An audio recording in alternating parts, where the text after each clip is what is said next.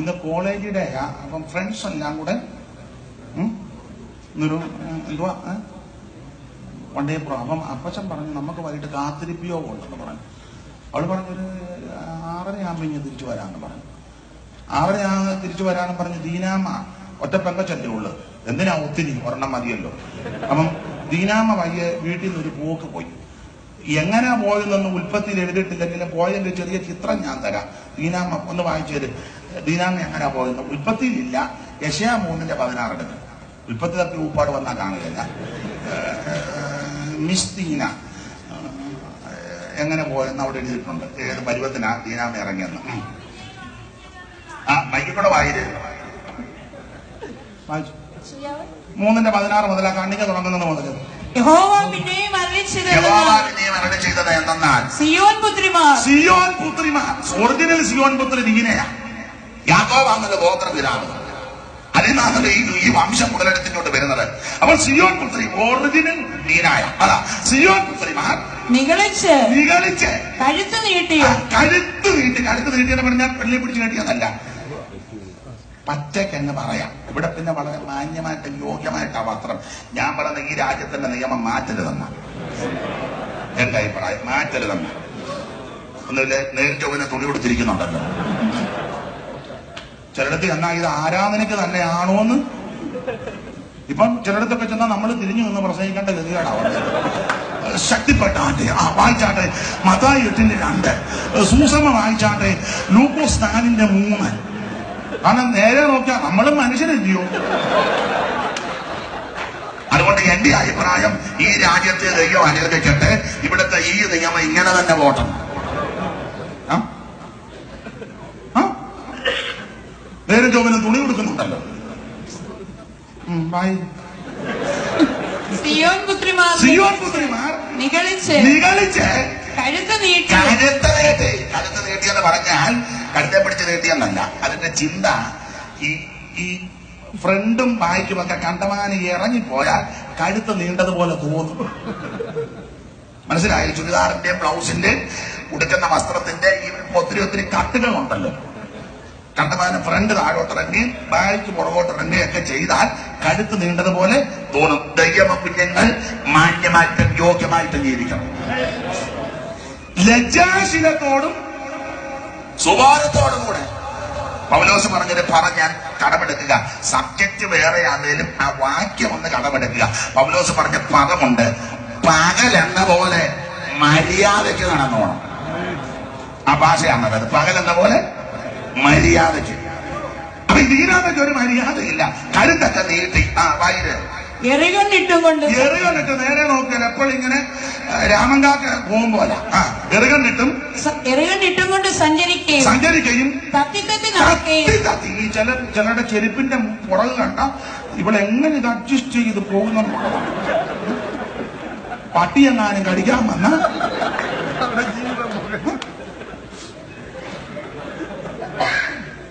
തത്തി എറികൊണ്ടിട്ട് വിസ്തരിക്കാൻ നേരെ വായില് കാലുകൊണ്ട് ചിലമ്പൊലിയൊക്കെ കേൾപ്പിക്കുകയും ചെയ്യുന്നു. ഇത് നിമിത്തം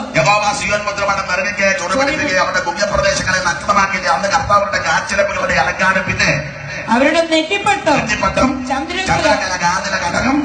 കടകം കവണി നരമ്പാവ് കാൽത്തള പട്ടകച്ച പരിമളപ്പെട്ട് വകതുകൂട്ട് മോതിര ശാന്ത ദർപ്പമണ്ണ് ക്ഷോഭമണ്ണ് കണ്ണവണ്ണ് മൂടുമണ്ണ് കല്ലാവ് ചെറുസഞ്ചി കല്ലാവ് മൂടുപടം എന്നിവ നീക്കി ചുരുക്കി പറഞ്ഞാൽ ഈ പരുവത്തിന മിസ് ദീന വീട്ടിൽ നിന്ന് മിസ് ദീന പെൺപിള്ളേരുള്ള അമ്മമാര് പെൺപിള്ളേരെ നന്നായിട്ട് പഠിപ്പിച്ച് വളർത്തിക്കണം. ഒന്നുകൂടെ ഞാൻ എല്ലായിടത്തും പറയുന്നത് ഒന്നുകൂടെ പറയാം. കൊച്ചു പെൺപിള്ളേർക്ക് മൊബൈൽ ഒന്നും മേടിച്ചു കൊടുക്കാതിരിക്കുന്ന നല്ലത്. കുഞ്ഞു പെൺപിള്ളേർ ഇപ്പൊ പിള്ളേരെ വേണേ എന്നെ ഏറ്റും ഞാനിന്ന് പോവുക. ഇനി ചില പെൺപിള്ളേർ ശാഠ്യമുള്ള പെൺപിള്ളേരുണ്ട്. തന്നിട്ട് ഞാൻ ആത്മഹത്യ ചെയ്യും. നാട്ടിലൊക്കെ പറഞ്ഞ കിണറ്റിൽ അപ്പൊ തള്ള അവർക്ക് ആകെ ഒന്നേ ഉള്ളത് കിണറ്റ് ചാടിയാനായിട്ട്. കാരണം അപ്പൊ തള്ള ഒരു കാര്യം ചെയ്യും, ഒരു മൊബൈൽ മേടിച്ചു കൊടുത്തു എങ്ങനെയും. ഓക്കെ, അങ്ങനെ മൊബൈൽ കൊടുത്താൽ അമ്മ ശ്രദ്ധിക്കണം.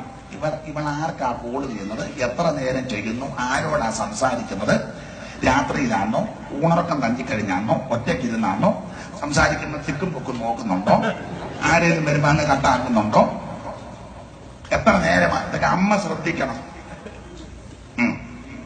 തന്നെയല്ല, ചുരുക്കി പറഞ്ഞ അമ്മയ്ക്ക് ഏത് സമയത്തും മോടെ മുറി കയറിച്ചല്ല, അപ്പനൊക്കത്തില്ല. ഒരു പ്രായമായ അതിന് പരിമിതിയുണ്ട്. അപ്പന്മാർക്കൊക്കത്തില്ല, അമ്മയ്ക്ക് എപ്പോ വേണമെങ്കിലും കയറിച്ചല്ല. അപ്പൊ അമ്മ എന്ത് ചോദിക്കണം, ശ്രദ്ധിക്കണം. ഇവള് അതിര് വിട്ട് സംസാരിക്കുമ്പം ചോദിക്കണം, എടി ആരാ കോൾ ചെയ്തത്, ഇന്നലെ ഈ സമയത്ത് നിനക്ക് കോള് വന്ന് ഞാൻ അപ്പുറം കേട്ടോണ്ടിരിക്കുകയായിരുന്നു, ആരാ വിളിച്ചത്, ആരാ നമ്പറിൽ നിന്ന്. അവൾ പറയാം, അത് എന്റെ ഫ്രണ്ടാണ് മമ്മി. ഏത് ഫ്രണ്ട്? അത് കിസിയ. കിസിയ എന്തിനാ? അത് മാത്തമാറ്റീഷ്യന്റെ ഒരു ഡൗട്ട്. കാരണം ഇവള് ഒരു മാത്തമാറ്റീസാ. ഞാൻ അമേരിക്ക ചെന്നപ്പോ പേര് പറയത്തില്ല, മോശമല്ലയോ. ഞാൻ ചോദിച്ചു, അവിടെ പിള്ളേരൊക്കെ എങ്ങനെയുണ്ട്? ഓ, പിള്ളേരൊക്കെ ഒരു മാത്തമാറ്റിക്സാന്ന് പറഞ്ഞു. എന്നോട് പറഞ്ഞു, പിള്ളേരെല്ലാവരും. അപ്പൊ അമ്മ ചോദിക്കണം, ആരുടെ കോണം നോക്ക്, ഏത് കണക്കാ ഇതാ. അമ്മ ചോദിക്കണം. അമ്മ എങ്ങനെ ചോദിക്കാൻ? അമ്മയ്ക്ക് 2 കോളാ വന്നോണ്ടിരിക്കുന്നത്. സാങ്കേതിക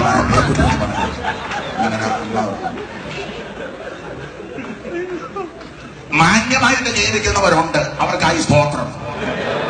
കുലീന സ്ത്രീകളുണ്ട്, അവർക്കായി സ്തോത്രം.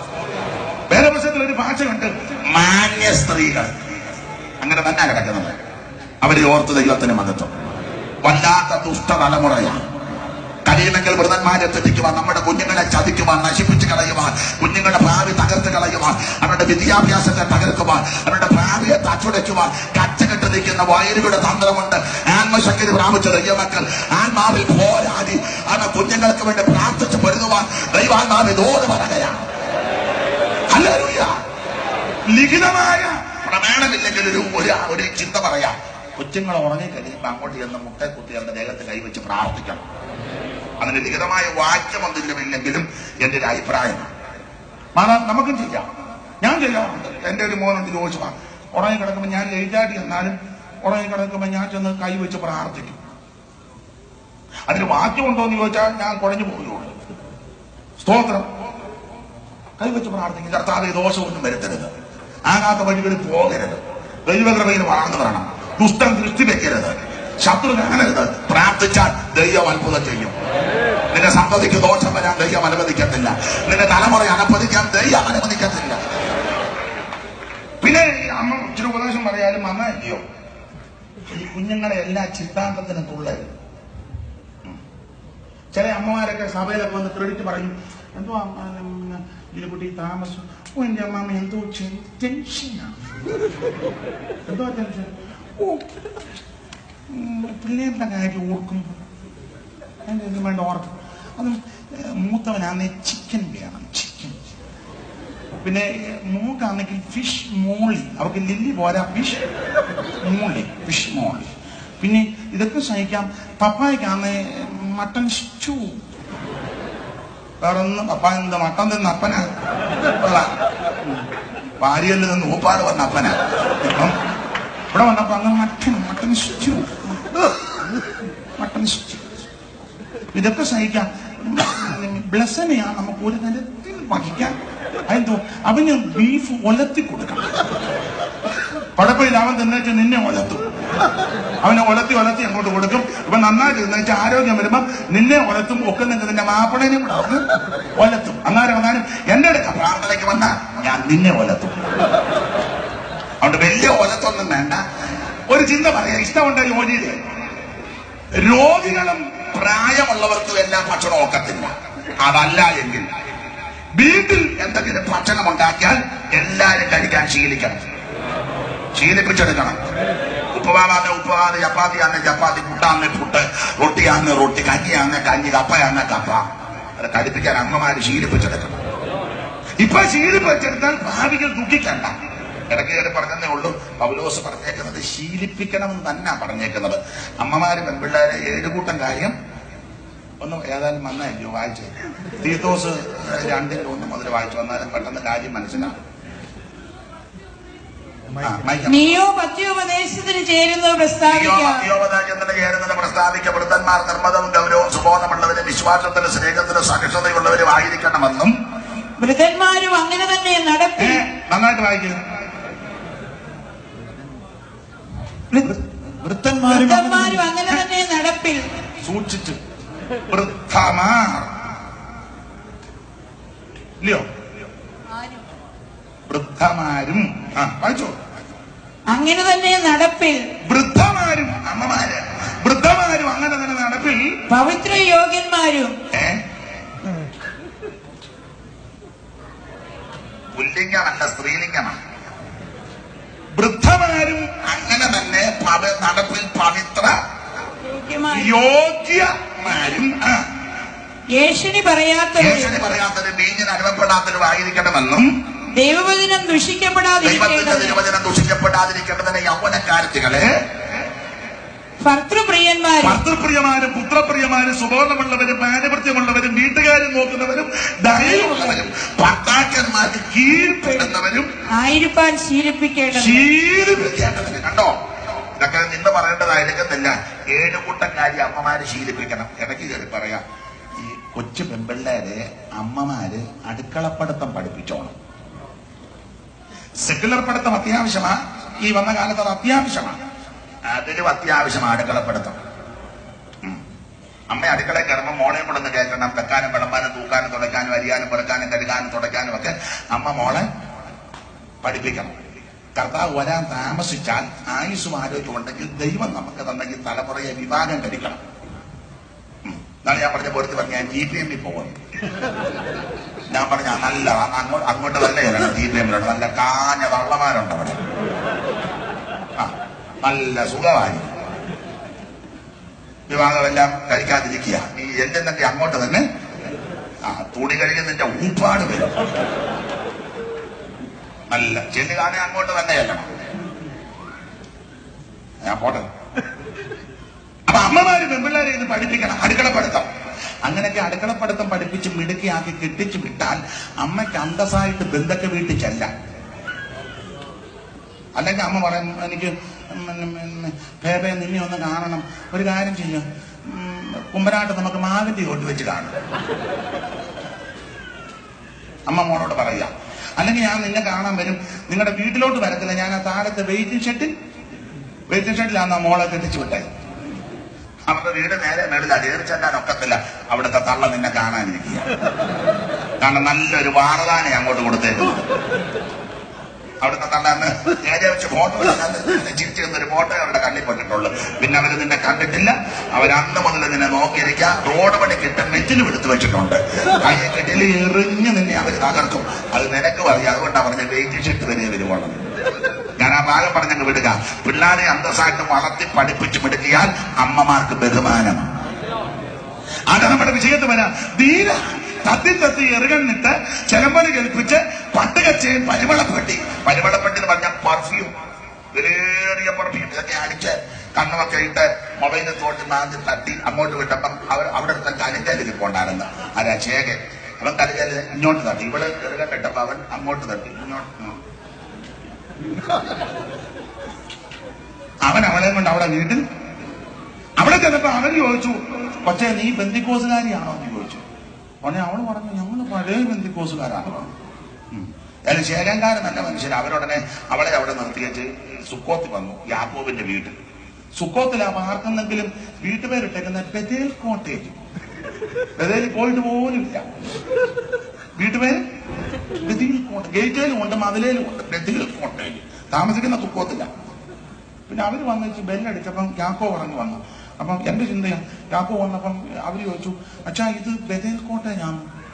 അവൻ ഗേറ്റേലും മതിലേലും ഉണ്ടല്ലോ. അല്ല, എന്നാലും ഞങ്ങളൊന്നുകൂടെ കൺഫേം ചെയ്യണം. ആട്ടെ അച്ഛായൻ നിങ്ങൾ പെന്തിക്കോസിലാണോ? ഉടനെ യാക്കോ പറഞ്ഞു, ആണോ, ഞങ്ങളല്ലേ ഇതിവിടെ ഉണ്ടാക്കിയത്. ആണോ? യോ അച്ഛനൊക്കെയാണ്. പിന്നെ എന്റെ അപ്പച്ചനല്ലയോ സ്റ്റാർട്ട് ചെയ്തത്. ഏബ്രഹാം സാറ്. ഏതാ അബ്രഹാം? യാക്കോബിന്റെ. നിങ്ങളുടനെ വേറെ ചിന്ത പോവാ. ഞാൻ ചിന്തിക്കുന്ന പോലെ നിങ്ങൾ ചിന്തിക്കുക. നിങ്ങൾ വേറെ ചിന്ത ഒന്നും കേറി പോകാം. ഞാൻ ചിന്തിക്കുന്ന രീതിയിൽ ചിന്തിക്കും. അപ്പൊ യാക്കോബ് പറഞ്ഞു, ഞങ്ങളുടെ അപ്പച്ചനാണ് ഇത് സ്റ്റാർട്ട് ചെയ്ത് ഏബ്രഹാം സാർ. യോ ഏബ്രഹാം സാർ, യോ ഞാൻ ഏബ്രഹാം സാറിന്റെ കൊച്ചുമകനാണ്. പിന്നെ അപ്പച്ചൻ അല്ലയോ ഇത് തുടങ്ങിയത് പെന്തിക്കോസ് ആണോ? പിന്നെ അപ്പച്ചനെ പറ്റി കേട്ടിട്ടുണ്ടോ? കേട്ടിട്ടുണ്ട്. അയ്യോ അപ്പച്ചന്റെ സാക്ഷ്യം ഒക്കെ ഒന്ന്. ഞങ്ങളുടെ അപ്പച്ചൻ അന്നത്തെ കാലത്ത് മെസപ്പൊട്ടോമിയയിൽ ഒറ്റയ്ക്ക് സാക്ഷ്യമല്ലാത്ത അമ്മ. അപ്പൊ എബ്രഹാം സാറിന്റെ കൊച്ചുമോനാ. അച്ഛൻ്റെ ഫാദർ, എന്റെ അപ്പച്ചനും പാസ്റ്റർ ആയിരുന്നു, ഐസക് പാസ്റ്റർ എന്ന് പറയും. ഡോക്ടർ ഐസക് പാസ്റ്ററുടെ മോൻ രണ്ടാം. അച്ഛൻ ഞാനും സുശേഷ വേലയില്ല, പുതിയ വേലയാണ് നമുക്ക്. എന്നാൽ പഴയ വേലയൊന്നും ഇപ്പം പഴയ വേല ആൾക്കാർക്കെല്ലാം വിവരം വെച്ചത് കൊണ്ട് പഴയ വേലയില്ല. അതാ പുതിയ. സാറ് പാടില്ലയോ? വേല വേല എന്ന് ചൊല്ലി വേലിയില്ല സ്ഥലം പോലെ, വേല വേല എന്ന് ചൊല്ലി വേലിയില്ല സ്ഥലം പോലെ, നാടുപാടും തുറന്നുള്ള ജ്ഞാന സുവിശേഷകരെ കൊണ്ടുവാ കൊണ്ടുവാ, നീ ഈ പാപികളെ കൊണ്ടുവാ. അസലായി കഴിയണം, ഡ്രസ് നന്നായിരിക്കണം, അസലായി കഴിയണം.